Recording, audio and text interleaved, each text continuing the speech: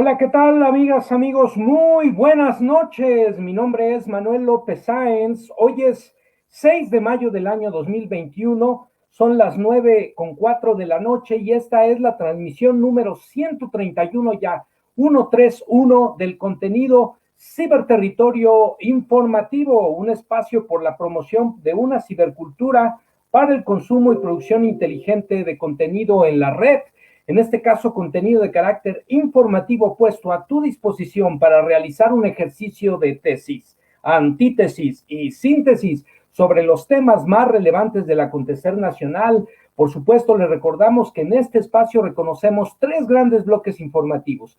El bloque representado por los medios tradicionales de comunicación, prensa, radio, televisión. El bloque representado por los medios de comunicación del gobierno federal y finalmente el bloque representado por los contenidos alternativos en Internet, a los cuales este espacio pretende sumarse como una propuesta más, como una alternativa de contraste informativo para que al final cada quien tome su propio punto de vista. Amigas y amigos, pues estamos iniciando esta emisión en la semana correspondiente a esta primera semana prácticamente del mes de mayo, y pues desde luego iniciamos con una pues lamentable noticia que aconteció el día 3 de mayo. Evidentemente estamos muy consternados por la situación que se presentó en la línea 12 del metro, esta línea que se desplomó, en donde se desplomó un vagón del metro y que generó pues los acontecimientos que ya todos conocimos. Poco más de 20 personas que lamentablemente iban en este metro y perdieron la vida, poco más de 70 personas que están heridas, que están siendo atendidas en los hospitales de la Ciudad de México. La verdad, un hecho verdaderamente terrible, lamentable por donde se le vea. Y bueno, desde aquí, desde Ciberterritorio Informativo, lanzamos nuestra solidaridad, expresamos nuestras condolencias a las familias que perdieron un ser querido y desde luego estamos atentos a la salud, a la evolución de quienes sobrevivieron y por supuesto también hacemos votos y sumamos nuestras voces sinceras al concierto de ciudadanos que claman por justicia y castigo a los responsables, quienes quiera que sean los responsables de esta tragedia. Y bueno, parte de esto lo vamos a comentar el día de hoy en los contenidos informativos y desde luego también con nuestro invitado incógnito, nuestro invitado sorpresa de esta emisión. Así que quédense con nosotros en la primera sección, hashtag 3 de 3. Hashtag 3 de 3, tenemos tres contenidos informativos de la mayor relevancia como de costumbre. El primer contenido, amigas y amigos, etiquetado con el hashtag precisamente justicia sí, politiquería no. Y es que frente a los acontecimientos ya señalados de este pues siniestro en la línea 12 del metro en la estación Olivos, lo que se ha presentado es verdaderamente lamentable por donde se le vea. Por un lado, la desgracia humana, la pérdida de vidas, los lesionados, esta situación que debe de ser esclarecida a la brevedad por parte de las autoridades del gobierno de la Ciudad de México, y debe haber desde luego un procedimiento que lleve a la justicia, a la aplicación de castigo ejemplar a quienes sean responsables, quien quiera que sea responsable, quienes quieran que sean responsables de esta terrible tragedia. Pero por otro lado también hay una tragedia, nuevamente, una tragedia política. Nuevamente la oposición en el país ha sacado el cobre, ha sacado lo más miserable de su existencia. Algunos candidatos tuvieron verdaderamente la infamia de irse a colocar frente a los escombros, a esta situación de accidente, para hacer un acto de campaña frente a los familiares de las víctimas, a quienes trataron de manipular y aprovechar su dolor para sacar raja política, una actitud verdaderamente miserable, carroñera, condenable por donde se le vea, que pinta de cuerpo entero, amigas y amigos, a estos personajes verdaderamente impresentables de la oposición. Por otro lado, desde luego, los actores políticos y tomadores de decisiones que en su momento tuvieron alguna responsabilidad, pues han ofrecido estar atentos a los peritajes y también han ofrecido estar atentos a los llamados de las autoridades para rendir cuentas en torno a las investigaciones que se puedan presentar. Y finalmente, una buena noticia dentro de este entorno. Por un lado, han iniciado ya los peritajes para esclarecer lo que ocurrió con este siniestro en la línea 12 del metro, y por otro lado, también, nuevamente, el pueblo de México, la sociedad mexicana, saca la cara, saca la casta y se vuelca solidariamente en el momento del siniestro a apoyar a las personas heridas, a las personas que habían en ese momento quedado atrapadas en el vagón. Nuevamente la sociedad civil, el pueblo de México se muestra con su talante, con su grandeza, con su valentía, en contraste con estos miserables, esta clase política verdaderamente descompuesta que estuvo en el poder durante décadas y que hoy no sabe qué hacer, no sabe hacia dónde caminar, no tiene proyecto, no tiene ideología y además son absolutamente unos buitres de la política. Amigas y amigos, pues vamos a comentar la información y por eso decimos hashtag justicia sí, politiquería no. El siguiente contenido que tenemos etiquetado para ustedes es el contenido con el hashtag cárceles de la corrupción. Y es que se ha dado a conocer que ya se presentaron las denuncias por parte de la Fiscalía General de la República en contra de funcionarios y altos mandos de los reclusorios, de los organismos de seguridad respectivos de las administraciones del expresidente Felipe Calderón Hinojosa y Enrique Peña Nieto, a quienes se les señala, entre otras cosas, de un desfalco y de corrupción en la construcción de reclusorios en nuestro país. Verdaderamente un despilfarro de dinero sin ton ni son, obviamente alimentando la corrupción de funcionarios políticos y también las empresas constructoras, y por otro lado, pues una estrategia fallida de rehabilitación a aquellos grupos sociales que han cometido delitos, pues no se les ha rehabilitado, al contrario, se ha seguido alimentando en estos centros penitenciarios las conductas antisociales. Y bueno, pues vamos a comentar la información porque hay corrupción, hay despilfarro y hay responsables directos de esta situación en detrimento del dinero de todas y todos los mexicanos. Y finalmente el contenido etiquetado con el hashtag que paguen los que más tienen. Y es que hoy tuvimos noticia también de que la política de recaudación fiscal del sistema de administración tributaria, encabezado por Raquel Buenrostro, ha dado buenos resultados en este primer periodo del año. Ha habido una recaudación ejemplar, las empresas, los contribuyentes están cumpliendo con sus responsabilidades y esto habla de la confianza que se tiene con la actual administración, pero también habla de el combate a la corrupción, el combate a la evasión fiscal que se permitió, que se alimentó sobre todo hacia los grandes contribuyentes por parte de administraciones anteriores. Por supuesto, eso se traduce en más recursos para mejores servicios, para mayor infraestructura, en beneficio de todas y todos los mexicanos. Pues tenemos, por supuesto, amigas y amigos, el contenido etiquetado con el hashtag con la salud no se juega, en donde vamos a dar datos, cifras contantes y sonantes sobre lo que está ocurriendo en México y el mundo con la pandemia. Y finalmente el contenido etiquetado con el hashtag incógnito, en donde tenemos nuevamente por segunda ocasión un invitado muy especial que viene a acompañarnos. Ya verán ustedes de quién se trata, pero quédense para que descubran quién es e escuchen de propia mano sus interesantes puntos de vista. Pues sin más preámbulo, amigas y amigos, comenzamos y presentamos en pantalla para ustedes precisamente esta información que tenemos preparada el día de hoy. Pues comenzamos el primer contenido que tenemos etiquetado para ustedes, hashtag justicia sí, politiquería no. Lo recuperamos del portal de noticias de la revista Expansión en su sección de infraestructura. La nota está publicada precisamente el 4 de mayo del presente y se titula Grupo Carso de Carlos Slim reparó los daños del sismo de la línea 12 del metro. La empresa constructora financió la rehabilitación necesaria en la infraestructura dañada tras el terremoto. El costo total fue de 15 millones de pesos, de los que el gobierno en ese momento de Miguel Ángel Mancera no aportó nada. Y hay que recordar, amigas y amigos, que Miguel Ángel Mancera había suspendido en su momento las actividades de la línea 12 por que se dijo que había fallas en la estructura.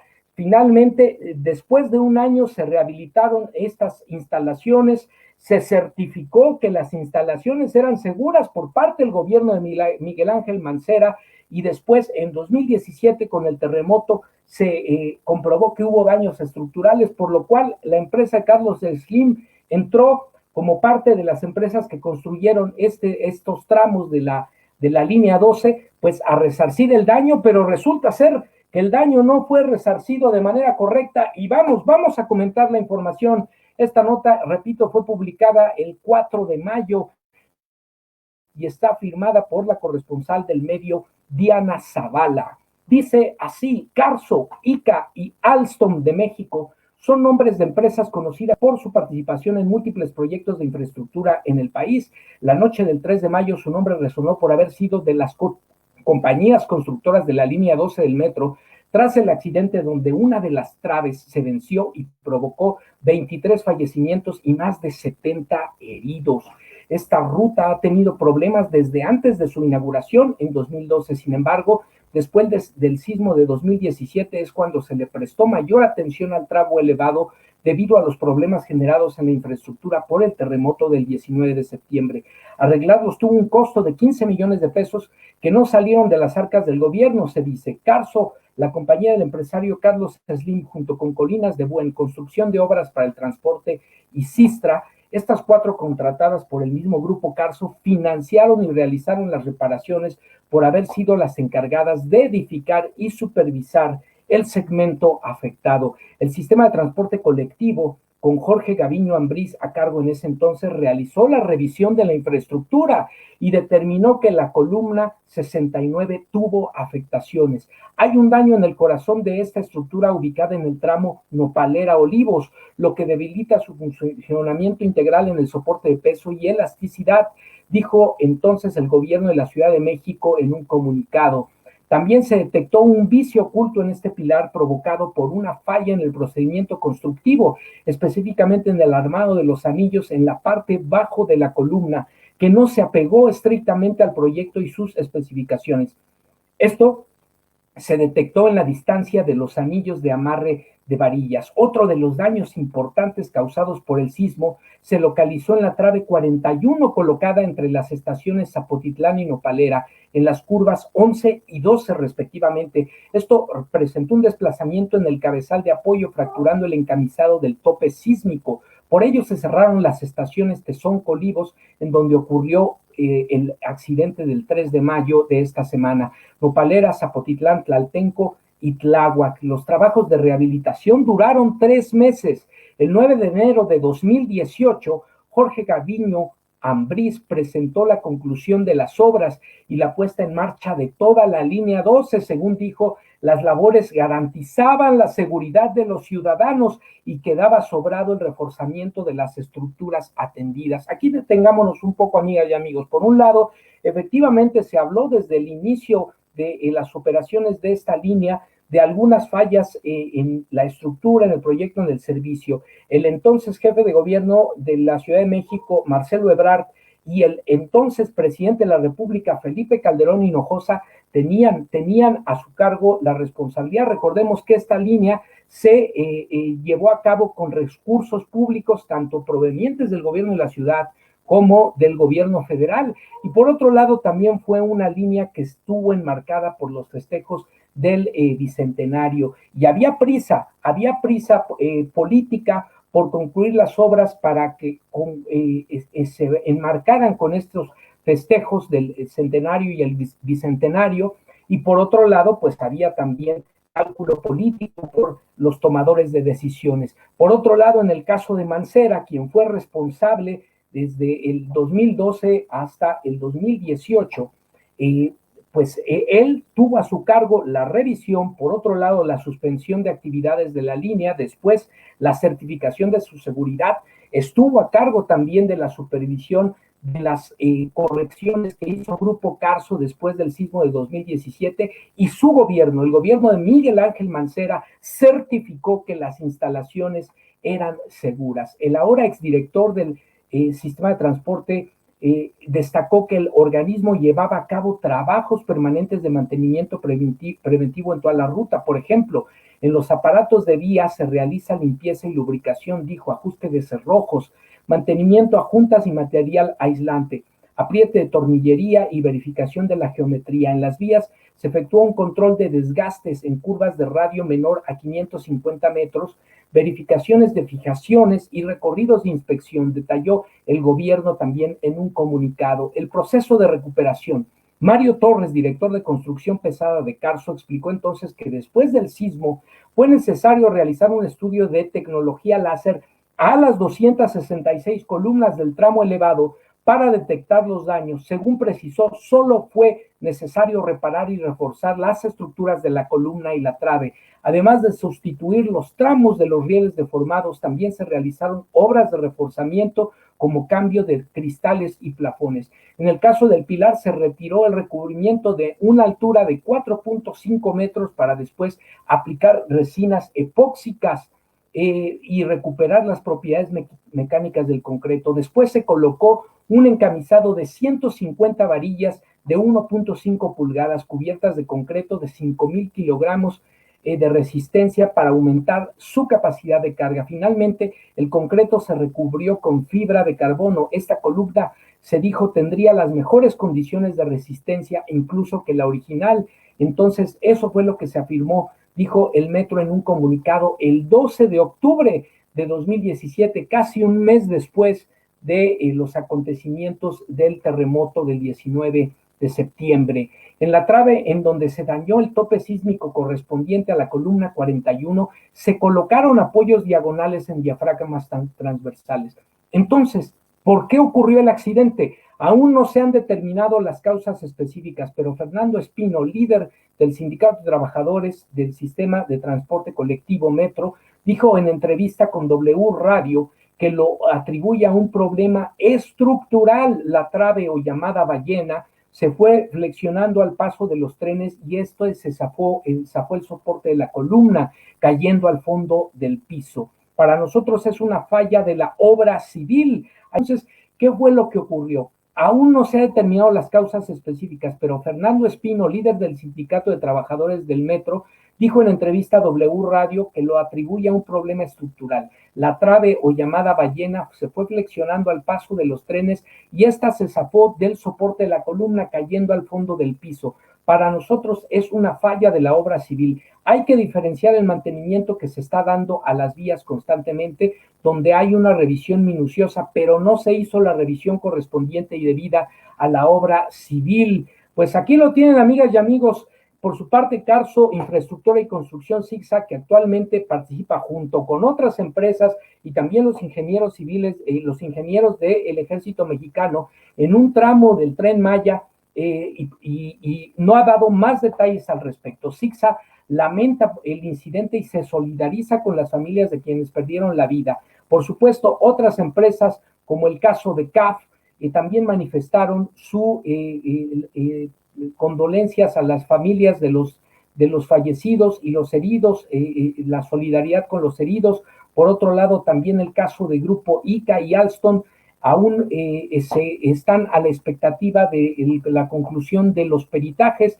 La jefa de gobierno de la Ciudad de México, Claudia Sheinbaum, dijo este martes que el peritaje se encargará a una firma internacional, una firma noruega con mucha experiencia al respecto, más de un siglo de experiencia en este tipo de trabajos, y ya iniciaron las labores de peritaje. Bueno, pues estamos a la expectativa, amigas y amigos, pero lo cierto es que los medios de comunicación no están señalando a los grupos empresariales y están omitiendo la responsabilidad de actores políticos que pudiesen eventualmente, si así lo acreditan los peritajes, tener alguna responsabilidad directa o indirecta. Entiéndase el caso de Marcelo Ebrard, el caso de Felipe Calderón, el caso de Miguel Ángel Mancera y eventualmente, si así lo determina el peritaje, también la actual jefa de gobierno. Habrá que ver ¿Qué es lo que determina el dictamen? ¿Qué es lo que se concluye? No se descartan incluso hipótesis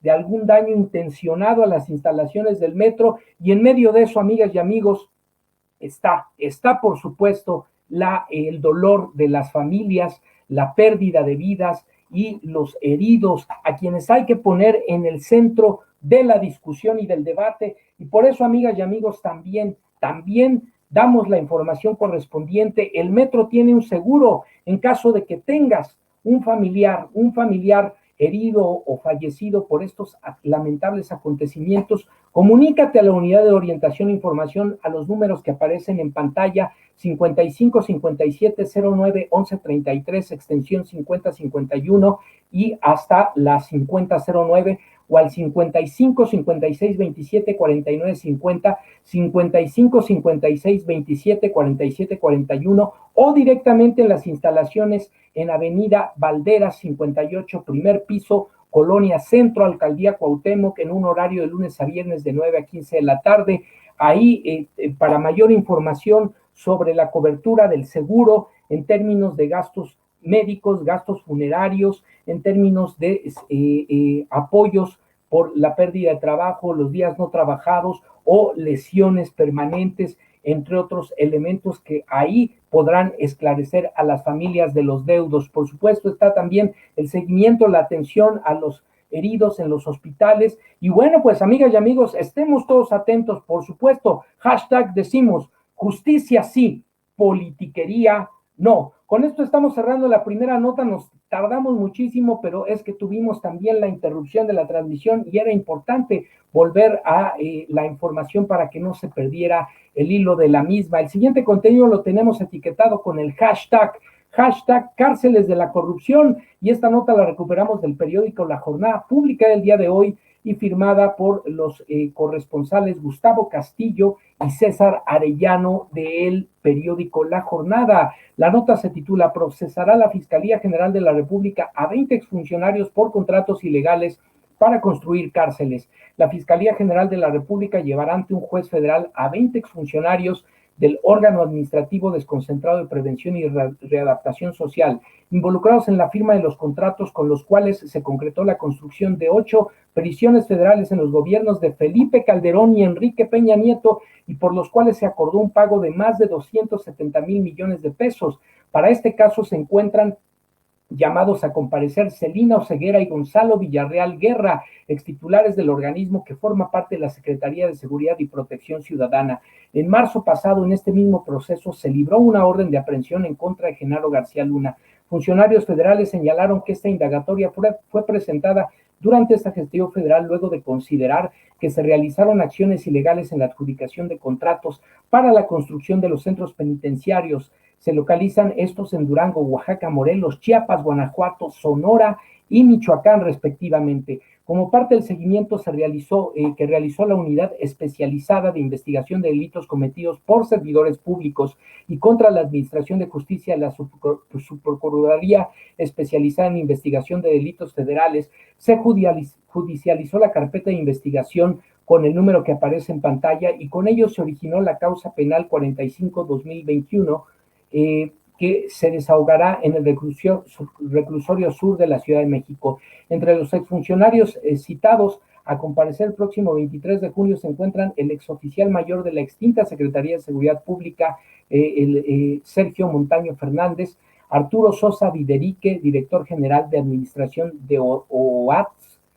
Marco Antonio Villarreal Gutiérrez, director de adquisiciones de los centros federales, Paulo Uribe Arriaga, uno de los funcionarios penitenciarios de más alto rango, señalado como presunto responsable de la fuga de Joaquín Guzmán Loera en junio del 2015. Asimismo, Miguel Vital Hernández, director general de la Dirección General de Administración del órgano administrativo, Óscar Moreno Villatoro, exdirector general de Administración de OATS, y Raúl Gerardo Lemus Soto, director de apoyo operativo, y Antonio Molina Díaz, ex coordinador general de prevención y readaptación social. Además, destacan en la lista de los citados a comparecer el general Sergio Alberto Martínez Castuera, quien colaboró como coordinador de penales federales durante la gestión de Alfonso Durazo, el general Salvador Camacho Aguirre, quien formó parte de los mandos de la Policía Federal durante los operativos realizados en Tanguato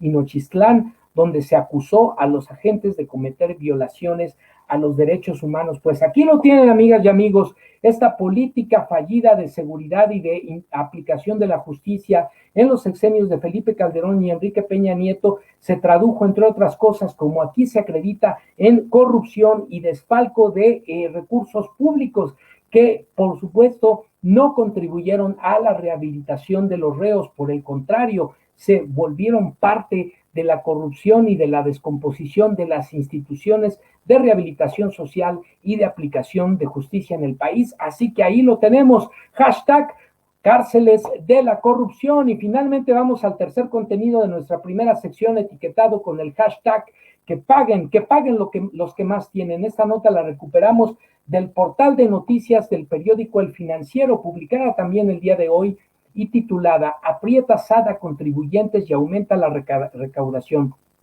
El fisco creció $1 billón su cartera de adeudos al arranque de 2021, lo que contribuyó a conseguir los 995 mil millones de pesos de recaudación programada para el primer trimestre del año. La nota está firmada por Seniacen Flores, corresponsal del medio, publicada el día de hoy. Y dice así: el Servicio de Administración Tributaria SAD apretó la fiscalización y creció $1 billón su cartera de adeudos al arranque de 2021, lo que contribuyó a conseguir los 995 mil millones de pesos de recaudación programada para el primer trimestre del año. Expertos consultados por El Financiero señalaron que la mayor recaudación por fiscalización se debe a que ha permeado entre los contribuyentes la campaña de sensibilización del fisco en cuanto a cumplir con las obligaciones fiscales, por lo que las empresas han acudido a la autocorrección y las personas físicas también se han regularizado para evitar sanciones. Asimismo, destacaron que la recaudación por fiscalización sea mayor este primer trimestre de 2021 de recuperación económica comparado con, cuando menos, con los 2 primeros trimestres de los 2 años anteriores sin pandemia. La cartera de adeudos fiscales hiló 4 trimestres al alza, tanto en incorporación de créditos como en montos a cobrar. En el primer trimestre del año se reportaron 1.365.451 créditos fiscales equivalentes a un monto de $1 billón. El SAT destaca que a marzo hubieron 869.268 créditos fiscales equivalentes a 304.189 millones de pesos que no están controvertidos y son factibles de cobro. El importe recuperado de créditos fiscales en el primer trimestre de 2021 ascendió a 17.752 millones de pesos, ligeramente superior al monto observado en igual periodo del año pasado, cuando se recuperaron 16.106 millones de pesos de la cartera de créditos. Más recaudación, menos actos, derivado de la fiscalización, eficiencia recaudatoria y cobranza sin necesidad de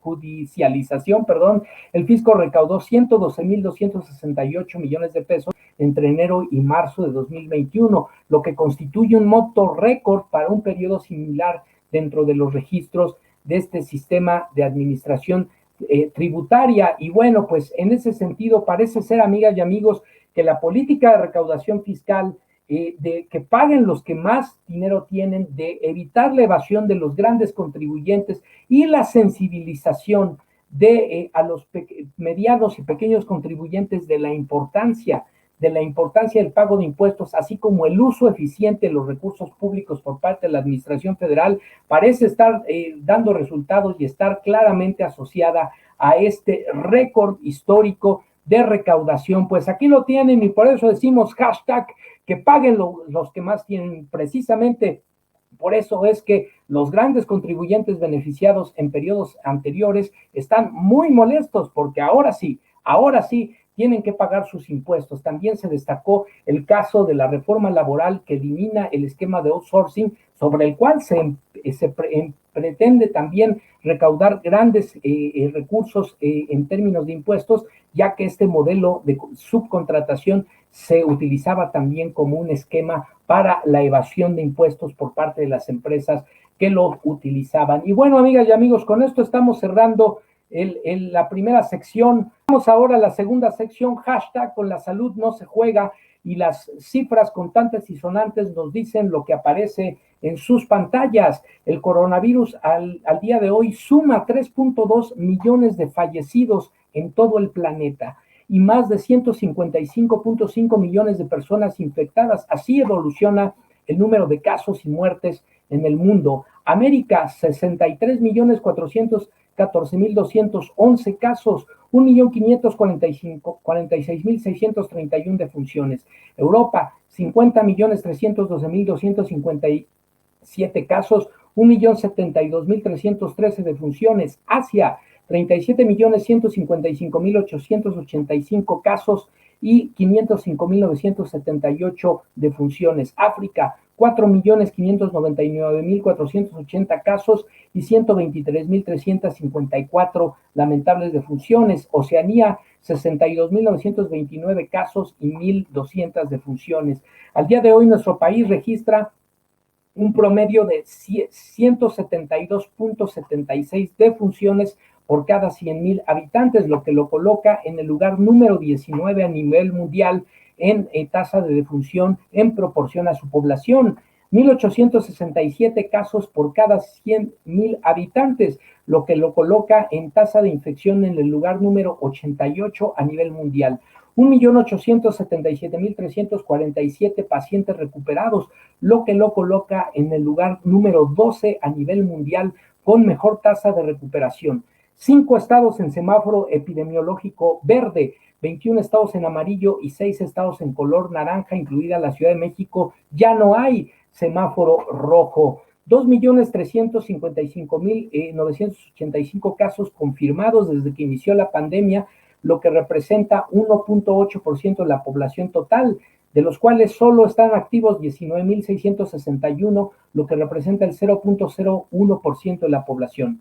Como decíamos, 1.877.347 casos recuperados, lo que implica el 1.47% de la población total y arroja un 79.6% de efectividad frente a la pandemia, es decir, casi 8 de cada 10 personas que enferman se recuperan satisfactoriamente gracias a los profesionales de la salud.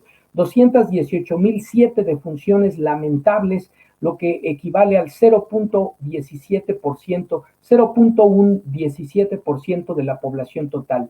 Al momento se han aplicado 19.34 millones de vacunas, lo que coloca a nuestro país en el lugar número 10 a nivel mundial, tercero en América y segundo en América Latina con mejor tasa de vacunación. Y bueno, pues ya saben ustedes, la información siempre la colocamos al final de la transmisión para que sepan ustedes de dónde la sacamos y la puedan consultar por propia mano. Y bueno, pues ahora sí, amigas y amigos, disculparán ustedes el retraso que tuvimos.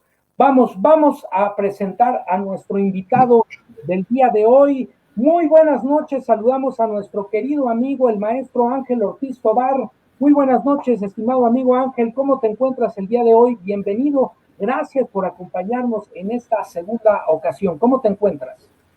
Buenas noches, Manuel Espartaco. Bien, muchas gracias. ¿Tú cómo estás?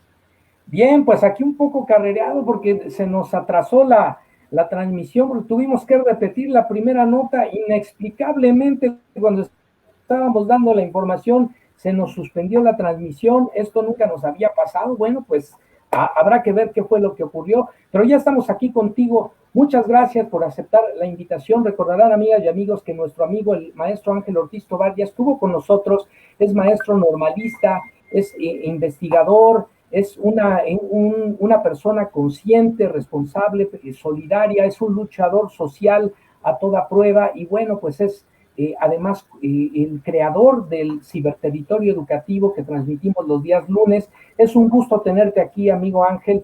Y bueno, vamos a comentar la información contigo que presentamos al inicio de la transmisión. Bueno, pues en este escenario tan terrible que se nos presentó durante esta semana, el metro, el accidente, la situación en el metro, no quiero decir todavía accidente, debemos esperar al peritaje, pero el siniestro ocurrido en la línea 12, pues, ¿cuál es el balance que tú tienes? ¿Qué expectativas tienes de las investigaciones para esclarecer las causas de lo ocurrido en esta línea 12?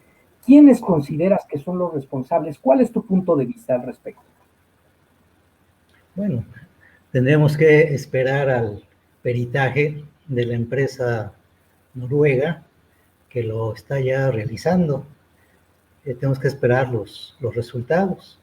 O sea, en este momento yo creo que es muy sano, muy saludable reconocer que nadie es culpable hasta que no se le demuestre lo contrario, ¿sí?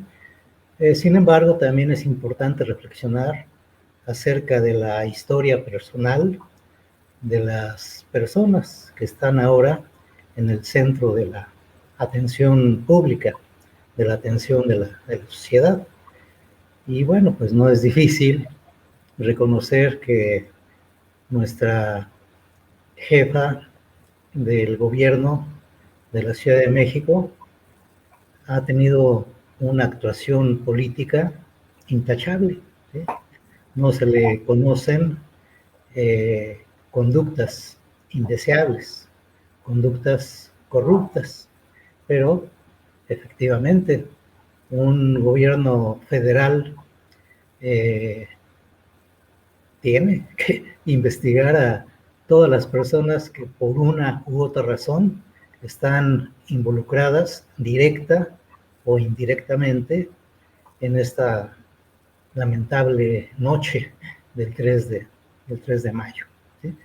Pero es importante, son importantes los antecedentes de las personas que están en el centro de nuestra atención. Y también por ahí hay una sentencia bíblica que reza, por sus frutos los conoceréis, ¿sí? Entonces, los frutos de la doctora Claudia Sheinbaum son verdaderamente alentadores, han sido realmente a favor de las clases populares, a favor de todos, no de unos cuantos o de una parte, de todos. Claro, también con su adhesión a la consigna justiciera de que por el bien de todos, primero los pobres. Otra persona involucrada en este asunto, pues es el doctor Mancera, ¿sí? Que fue jefe de gobierno y que le tocó enfrentar las primeras fallas severas que se presentaron en esta línea 12 del metro. Y bueno, pues no tiene un historial así de brillante como el de la actual jefa de gobierno. Y el jefe de gobierno que le tocó la construcción y la inauguración de la línea 12, el licenciado Marcelo Ebrard, bueno, pues no se le conocen actos de corrupción, no se le conocen actos de enriquecimiento inexplicable. Se le conoce como un funcionario eficaz, eficiente, y lo está demostrando actualmente como secretario de Relaciones Exteriores. Su labor como tal ha sido verdaderamente importante para conseguir millones de vacunas para enfrentar esta pandemia. Y también sujetándose al lema de la aplicación de la vacuna, pues para bien de todos, primero los más vulnerables, ¿sí? Se empezó con los mexicanos de la tercera edad, se va a continuar con los mexicanos que están entre los 50 y 59 años de edad, se está vacunando a los docentes, tanto de escuelas públicas como de escuelas privadas, y pues realmente este es un acierto del equipo interinstitucional que reconoce que los más dañados desde el punto de vista académico y desde el punto de vista emocional, pues han sido los niños y los adolescentes que han estado encarcelados prácticamente en sus hogares, en sus casas. Y como más de la mitad de los mexicanos viven en la pobreza o en la extrema pobreza, y esto desde hace 36 años. desde esas familias traen esa pobreza desde que se desató el capitalismo neoliberal, brutal y salvaje. Entonces, pues es muy acertado que se esté vacunando a los docentes para que en la medida de lo posible se puedan reanudar las clases de manera presencial.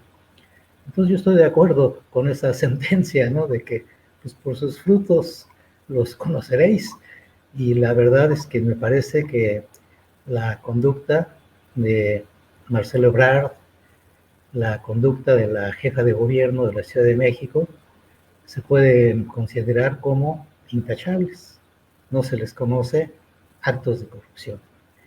Y del doctor Mancera, pues habría que esperar a que se hagan las investigaciones correspondientes, pero pues realmente ha tenido actuaciones en el Senado y en la política nacional que han dejado mucho que desear, ¿no? Que son verdaderamente criticables, porque en lugar de adherirse a la 4T, a la cuarta transformación y a la lucha por acabar con la corrupción, pues ha estado involucrado con los actores políticos de la derecha, de los conservadores, que tratan de golpear estos esfuerzos justicieros por favorecer a los más vulnerables y a los más olvidados de México.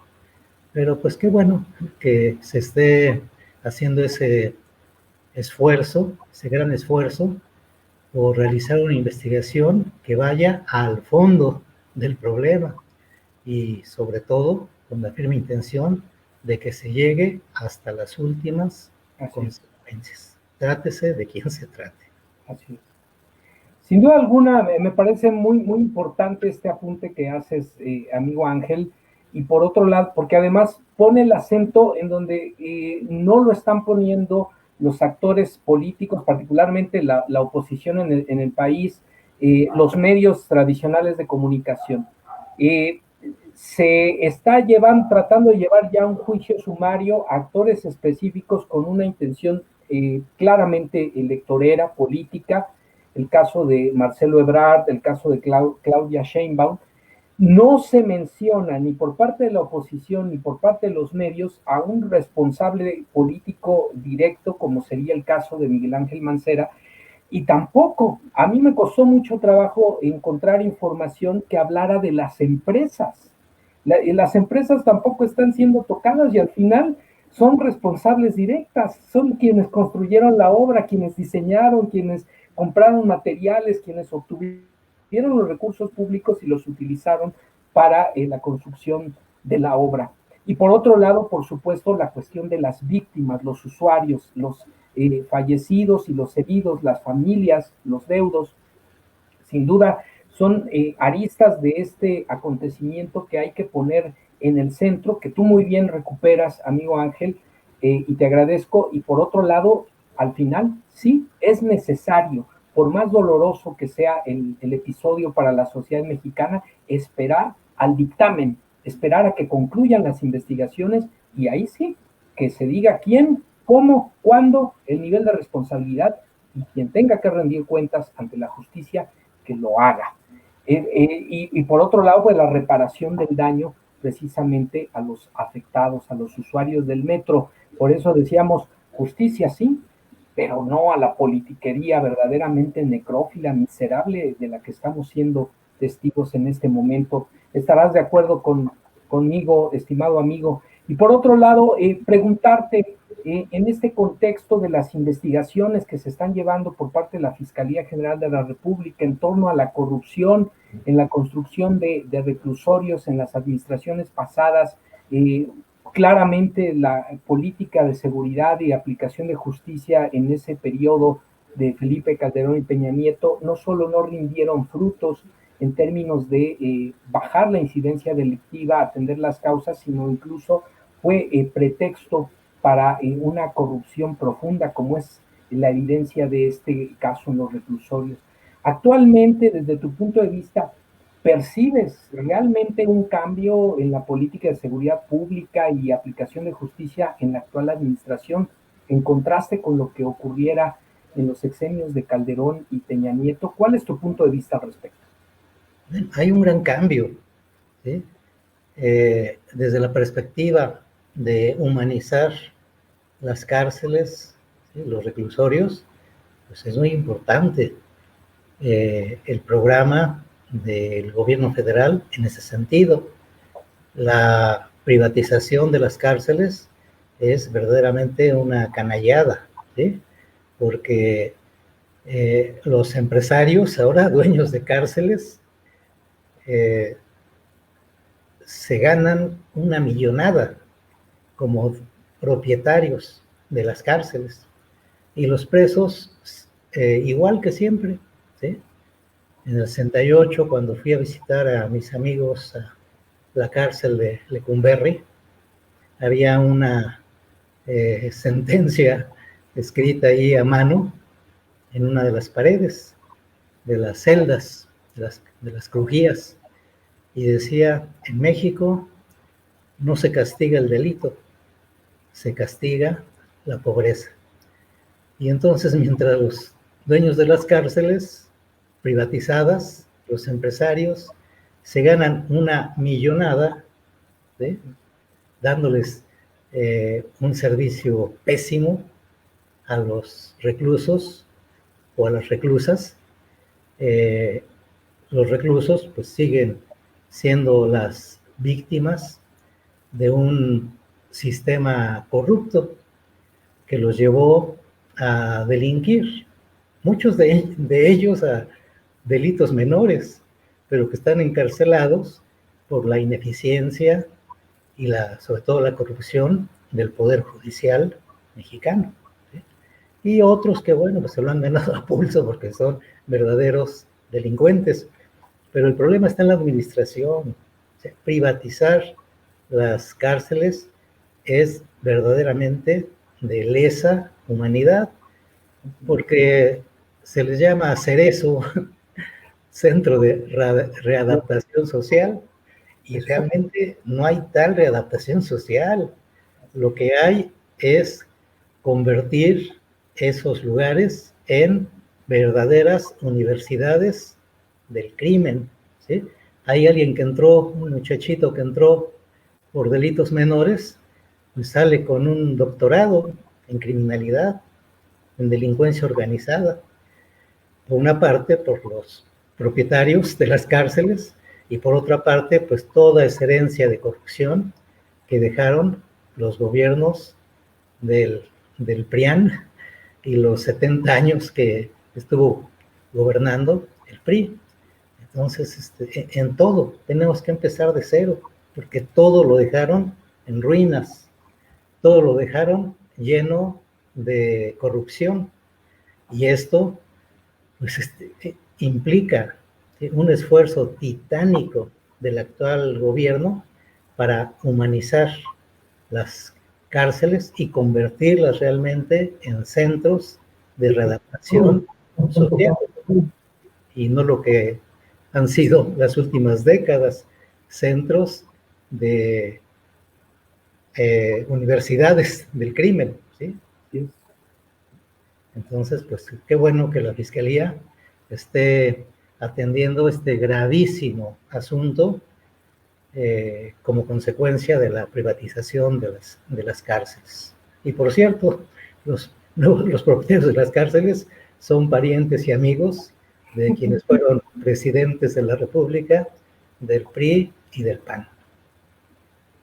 Efectivamente, ni más ni menos está involucrado por ahí uno de los cuñados de Carlos Salinas de Gortari como parte de los beneficiarios. Es verdaderamente increíble la cantidad de recursos utilizados para estos claros negocios marcados por la corrupción, por el interés mezquino de carácter económico, más allá de cualquier intento, ni siquiera cerca de readaptación social, como tú bien comentas, de quienes por diferentes razones terminan estando en estos centros, en estos llamados reclusorios.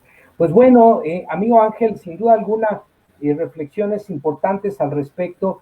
Y a partir de esto que comentábamos, por otro lado, también en cuanto a la cuestión de la recaudación fiscal, muchas de las críticas a la actual administración por parte de la oposición tenían que ver con lo que ellos decían, la inexistencia de una reforma fiscal progresiva.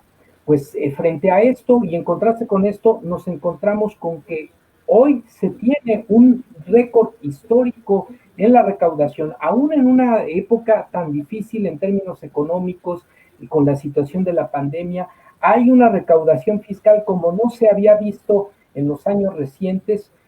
Se está logrando que los grandes contribuyentes cumplan con sus responsabilidades, que los pequeños y medianos contribuyentes sean más sensibles en relación a la importancia del pago de los impuestos y el uso de los recursos. Desde tu punto de vista y en el contexto de también la mejora de la perspectiva del pronóstico de crecimiento económico para este año por parte de Banamex, de Banco Bilbao Vizcaya, que dice que para este año México podría crecer entre el Producto Interno Bruto arriba del 4%, mejorando claramente su nota crediticia. Y bueno, esta nota de la recaudación fiscal histórica, desde tu punto de vista, ¿qué factores consideras que han coadyuvado al mejoramiento significativo de la recaudación fiscal en México? ¿Qué es lo que tú consideras como un factor que ha detonado esto? Bueno, pues empezando por el actual secretario de Hacienda y Crédito Público, con el fiscal, ¿sí?, anticorrupción de la Secretaría de Hacienda y Crédito Público, de una funcionaria a prueba de balas y sus colaboradores más cercanos, que han oxigenado esas oficinas que eran verdaderos nidos de ratas, nidos de corrupción. Y ojalá y fuera contagiosa la sensibilización que se está dando entre los pequeños y los medianos empresarios, y que quedaran 100% contagiados los grandes empresarios que no quieren pagar impuestos, ¿sí? Hubo un tiempo en que se volvieron filántropos, siempre y cuando les dieras un recibo les llamaban recibos de impuestos no deducibles, no, deducibles impuestos, perdón, ¿sí? Recibos deducibles de impuestos. Pues sí, en lugar de pagar impuestos, hacían donaciones etiquetadas a las instituciones o a las asociaciones civiles que ellos consideraban cercanas al gobierno o cercanas a los grandes empresarios. Entonces, pues ha sido muy lamentable, y desgraciadamente esa corrupción de los grandes empresarios llegó a nuestra Universidad Nacional Autónoma de México, a la Facultad de Contaduría y Administración. Y hubo un tiempo en que se consideraba, y cínicamente se hablaba en las aulas, en los pasillos, de que el mejor contador público era el que tenía conocimientos y habilidades para evadir impuestos, ¿sí? A ese grado se llegó, ¿sí?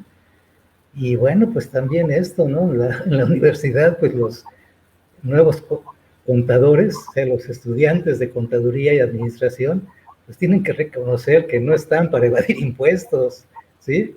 Que la hacienda pública requiere de los impuestos para regresarlos en forma de servicios, de buenos servicios, eficaces, eficientes. Y bueno, yo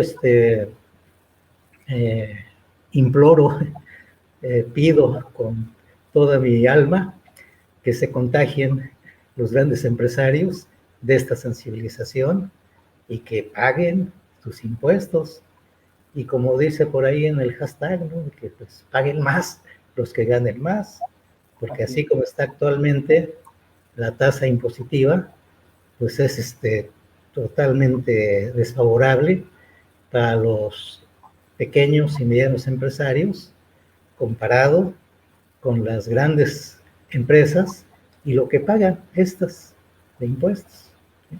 Entonces, pues sí, totalmente de acuerdo, pero por ahí decía un presidente de la República, solamente el pueblo puede salvar al pueblo, ¿sí? Solamente nosotros podemos presionar, movilizarnos y exigir que los grandes empresarios paguen lo que tienen que pagar de acuerdo a las grandes fortunas que han amasado y que los pequeños y medianos empresarios, de acuerdo a sus ingresos, pues paguen lo mínimo, ¿sí? Lo justo, lo adecuado para una pequeña o mediana empresa. Fíjate qué importante eso que comentas, porque además redunda en un elemento en el que se ha insistido mucho, la importancia de desmantelar este pensamiento que lamentablemente se instauró en niños, en jóvenes, en adultos durante décadas en nuestro país, esta idea verdaderamente absurda, corrupta, infame, de que el que no tranza no avanza, ¿no? Al hablar de empresarios, pues pensamos en gente emprendedora, en gente que le gusta su campo profesional, que le gusta la actividad económica y que genera empleos y que genera posibilidades de desarrollo y bienestar para su comunidad, para su país. Pero lamentablemente lo que hemos visto en México es una clase empresarial parasitaria, una clase que se acomodó con el poder público precisamente para hacer negocios y amasar grandes fortunas sin traer un beneficio a las comunidades. Y lo mismo pasa con este ejemplo que das de los contadores. Resultó que se empezó a enseñar a los jóvenes que se formaban en las universidades que el buen contador es el que tiene artificios, artimañas, entuertos para evadir la responsabilidad fiscal de sus clientes, o el caso de los abogados, que también resulta ser que el mejor abogado no es el que conoce la ley y litiga para promover la justicia, sino el que puede manipular mejor la ley y el que se vale de redes de corrupción, de complicidad con el poder público, con los jueces, con los tomadores de decisiones para ganar pleitos en los tribunales, para obtener prebendas, privilegios, amparos, ahora que están de moda los amparos con los actores políticos y empresariales beneficiados por el régimen neoliberal, pues resulta ser que es más que pertinente esta sensibilización, esta conciencia, este cambio de mentalidad. Por ahí Raquel Buenrostro, al hablar de los factores que contribuyeron a este récord histórico de recaudación de impuestos, pues, hablaba de la sensibilización y que pareciera ser que empieza a permear esta sensibilización en los contribuyentes más allá de la coerción, más allá de la judicialización. Hay un cambio de mentalidad en ciernes y ahí sí todos, en esto que tú comentas del pueblo, es quien puede sacar adelante al pueblo mismo, pues hay que cambiar la mentalidad y todos juntos impulsar un pacto social, una forma de convivencia distinta en donde lo más importante sea la honestidad, la solidaridad, la concordia, la colaboración y el desarrollo colectivo, la búsqueda de bienestar para todos, no solo para unos cuantos. Pues, amigo Ángel, sin duda alguna ha sido un placer que nos acompañes el día de hoy, que nos regales, como siempre, tus interesantes reflexiones y te invitamos a ti, invitamos a nuestros amigos a leer los comentarios que nos regalaron en la transmisión. Por supuesto, por aquí nos saludaba Ángeles Dávalos, Patricia Sainz nos decía, hola, buenas noches. Cuando tuvimos el problema técnico nos decía, no se ve ni se escucha, después ya lo corregimos. Nos decía, así está todo YouTube y Facebook. Por acá nos dicen, te quedaste en los recursos del gobierno cuando leíamos la primera nota. Por acá nos comentan, a ese Angelito de Mancera nadie lo ha cuestionado y este hombre se la pasó dando permisos para construcción y no dio mantenimiento durante su gestión. Por acá nos comentan, seamos honestos, hay responsables directos y son el director del sistema de transporte colectivo Metro y Miguel Ángel Mancera. En la gestión de Mancera, por acá nos dicen qué tipo de mantenimiento se le hizo a la línea del Metro Tláhuac. Se preguntan, pues sí, sería bueno que se explicara también el historial de mantenimiento a las instalaciones. Los carroñeros del PAN, como siempre, aprovechando la tragedia de las víctimas del accidente, sacando raja política, son unos sátrapas. Por ahí incluso, no sé si lo viste, amigo Ángel, hay una convocatoria de un conductorcillo de Televisión Azteca que aprovechando el dolor de una de las madres de los fallecidos, llamaba a una movilización para pedir justicia. Decía, bueno, el muy cínico jamás se ha preocupado por la gente, hasta con cierto desprecio no se quería acercar a la mujer que estaba ahí supuestamente apoyando en el video que subió a sus redes sociales. Y bueno, qué decir de los candidatos del Partido Acción Nacional, del PRI, del PRD, que están haciendo un verdadero circo político sin ninguna preocupación y sensibilidad por las víctimas. Son absolutamente impresentables estos personajes. El PRIAN-PRD, nos dicen por acá, aprovechando las labores de mantenimiento en sus sexenios, ahora sí se recaudan impuestos para beneficiar al pueblo, no para favorecer a los sinvergüenzas del PRIAN. Por acá nos dicen, en México se está haciendo un excelente trabajo en relación a la atención a toda la población en cuanto a la hospitalización y vacunación.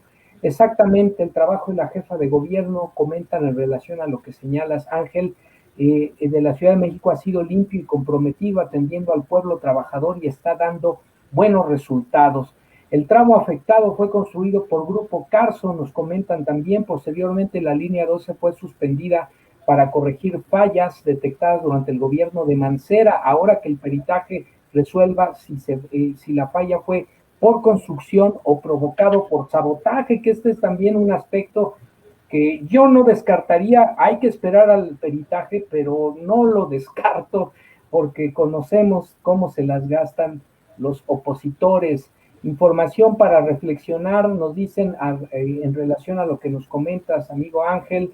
La derecha golpista aprovecha cualquier situación para atacar a los que ellos consideran los presidenciables y ya están pidiendo juicios políticos y demandas para todo el mundo, hasta para el presidente, que bueno, pues, nada tiene que ver con el asunto. Ahí sí, de plano, están perdiendo absolutamente la cabeza.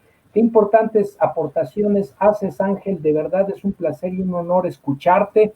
Ojalá pudiera invitarte a una de mis clases doctorales para que te escuchen quienes eran tus compañeros en la Escuela Normal Superior de México y que de verdad les urge un poquito de análisis y de reflexión.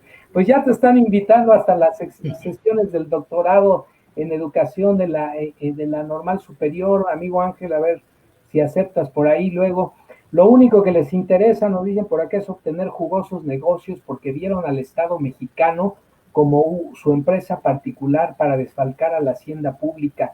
Así actúan los integrantes del PRIAN-PRD, Movimiento Ciudadano, apoyados en los empresarios golpistas financiados por ONGs del Estado Profundo Financiero. Saludos al profesor Ángel Ortiz, gracias por sus valiosos comentarios. Y también nos dicen por acá, finalmente, antes de votar, dos opciones: seguir haciendo historia para recuperar al país con Morena PT por el o el regreso de los corruptos del prianato. Aquí se preguntan, o votamos por Morena PT o por el regreso de los corruptos del prianato. Pues bueno, aquí los comentarios, amigas y amigos, muchas gracias por acompañarnos. Estimado amigo Ángel, ¿con qué te despides el día de hoy? Muchas gracias por acompañarnos en la transmisión. Yo estoy muy preocupado por toda la basura que se está presentando en Televisa, en TV Azteca, incluso en el Canal 11, ¿no? Con personajes deleznables como José Antonio Crespo, como Amparo Casar, como Ezra quién sabe qué. Yo no me explico, ¿no? De qué hacen estas nefastas personas. supuestamente analizando la realidad económica, política y social de este sexenio, ¿sí? De la Cuarta Transformación. Y bueno, y toda la basura electorera a mí me da mucha vergüenza con mis alumnos de la telesecundaria, de que en lugar de estarse educando políticamente, lo que están observando y escuchando, bueno, si es que lo observan y lo escuchan, igual y le apagan cuando está esa basura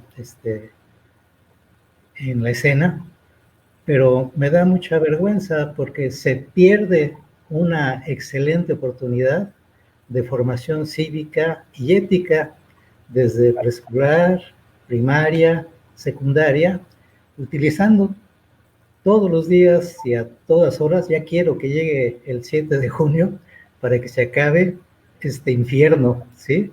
En el que se está salpicando de basura, ¿sí?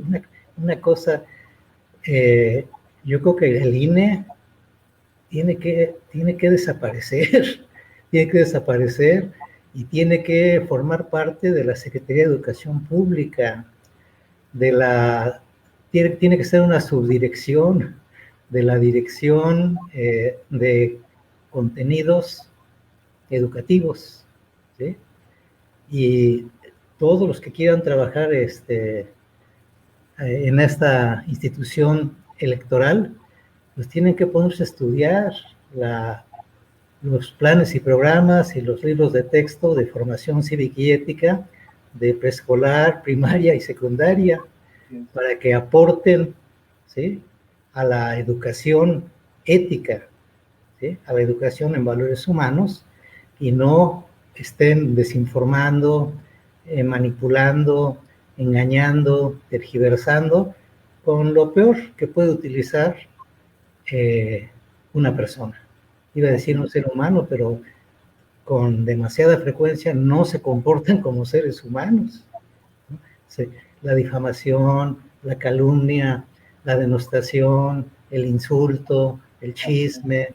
Entonces, a mí me da pena, ¿no?, de que nuestros pobres niños y adolescentes estén sufriendo este ataque verdaderamente brutal. Y bueno, pues a nosotros, ¿qué nos queda? Pues dar la lucha ideológica. Nosotros con ideas y ellos pues con toda la basura que son capaces de producir, pero no podemos aceptar ser nosotros el bote de la basura, porque ellos son los que van a ir al basurero de la historia y nosotros tenemos que sacar adelante los grandes ideales, los grandes valores de la primera, la segunda, la tercera y la cuarta transformación. Y esto tiene que ser con ideas brillantes, con argumentos, con elementos de juicio. Y bueno, vuelvo a insistir, benditas redes sociales. Tenemos que aprovechar las redes sociales, aunque de repente se interrumpan como el día de hoy, pero tenemos que utilizarlas para dar esa lucha ideológica tan necesaria para poder esclarecer todos estos enredos de la derecha, de los conservadores, en detrimento de la educación ética, de la educación cívica, de nuestros niños, adolescentes y todos, ¿sí?, jóvenes, adultos y gente de la tercera edad. Porque ellos parten de la premisa terrible, horrible, de que miente, que algo queda. Pues mienten y mienten y mienten todos los días.